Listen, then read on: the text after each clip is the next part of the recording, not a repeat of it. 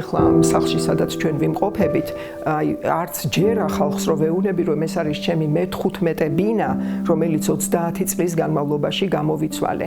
Რაღაცა უკეთესობისკენ, ხანუარესობისკენ როგორი საშუალებაც მქონდა და არც ერთ ამ 15 ბინაში ვერაფრით ვერ მივიღე ის განცდა, რომ ჩემ სახლში ვარ. რაც შეეხება ერთ ნივთს, ეს ერთი ნივთი ჩემ შემთხვევაში გახლავთ საოჯახო ალბომი და ეს მართლა ერთადერთი ნივთია, მართლა ეს წამოვიღე აფხაზეთიდან. ეს ალბომი რო გავაკეთე, ვიყავი მე-9 კლასში. ესე იგი სარდაფში, ჩვენი სახლის სარდაფში, თეთრ ნაჭრებში გამოკერილი იყო ეს ფოტოები. ჩემი წინაპრები იყვნენ მღვდლები, დეკანოზები, ბლაღოჩინები და საბჭოთა პერიოდში მე მახსოვს ბებია და ბაბუა ამას როგორ მალავდნენ. 15 წლის მაინც ბავშვი მოზარდი როგორ მივხვდი, რომ ეს იყო ყველაზე ღირებული, ყველაზე რაც რამე შეიძლება კონდეს ადამიანს და არა მხოლოდ ჩემთვის, არამედ ჩემი სამშობლოს კუთხისთვის თუ გინდათ ხო, ისტორიისთვის.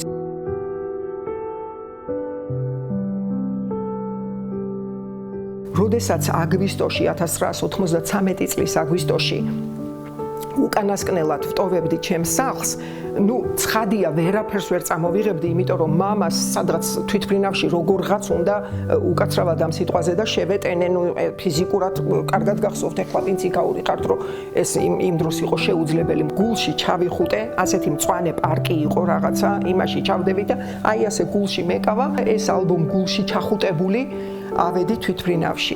ძველი ალბომია და ყდაც არა აქვს თავისი და აბსოლუტურად არაფერი არ უდგას წინ იმას, რომ ავდგე და ახალ ალბომში გადავიტანო შესაბამისი წარწერებით და გავაკეთო უფრო სრულყოფილი. ამას არაფერი არ უდგას წინ, მაგრამ მე ამას არ ვაკეთებ და ზუსტად ვიცი, რომ არ გავაკეთებ არასოდეს. იცით რატომ?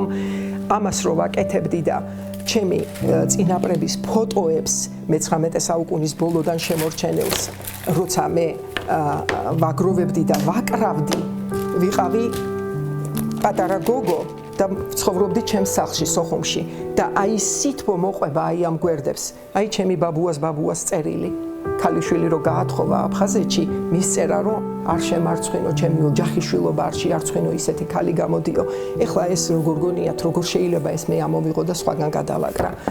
და ამიტომ აი თუნდაც როგორ დატოვდე ამ ალბომთან ერთად ალმოდებული სოხუმი, როგორ ჩამოვფრინდი, როგორ სახლიდან სახლში დამქონდა, ეს ხომ მე შეიძლება ვერ მოგიყვეთ, მაგრამ ეს ხომ ყველაფერი ამაშია. იმედია რომ გაივლის დრო და მათი შვილები მოიხედავენ და ისევე მოყვებიან ამ ისტორიებს, როგორ ჩემში ცხოვრობს და მარტო ჩემი რო არ იყოს და როგორღაც ბევრს გავუზიარო, ბევრს მოუყვე, სწორედ ამიტომ წერ, რასაც წერ და ვაკეთებ, აი თუნდაც ავიღოთ ახლა ეს ჩემი ბოლო ნამუშევარი, რომელსაც ქვია ლოცვა წინაპართათვის.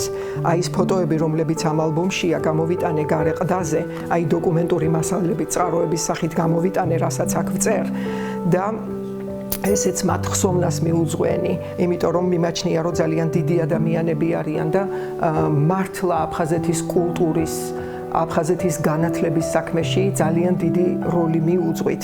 აი აქ რო ჩემი ბაბუას მამის სურათია, იყო სახალხო განმანათლებელი და სამურზაყანოში, საბერიოში, ნაბაკებსა და ოტობაიაში, სამსოფელში ესე იგი სკოლები ქონდა გახსნილი. ერთი კარგი გამონათქვამი მაგონდება, რომ აწმყო შობილი წარსულისაგან არის მშობელი მომავლისა და ის აწმყო, რომელშიც ჩვენ ვართ და ის წარსული, რომელსაც მე ასევე სათუთები ამ ფოტოების სახით, ამ ჩემი მოგონებების სახით, მე ზუსტად მომავლისთვის მეიმედება.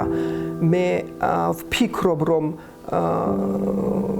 ვოცნებობ უფრო სწორედ, რომ საქართველო იყოს ნიკოფსიიდან და რუბანდამდე როგორიც იყო, მე არ ვიცი ისეთი ქართველი, ვინც ამაზე არ ოცნებობს, თუ კი ის ქართველია, მაშინ ჩვენ იმ მომავალში, რომელიც ჩვენ გვეოცნებება, აუცილებლად უნდა აი ამ წარსულით მივიდეთ.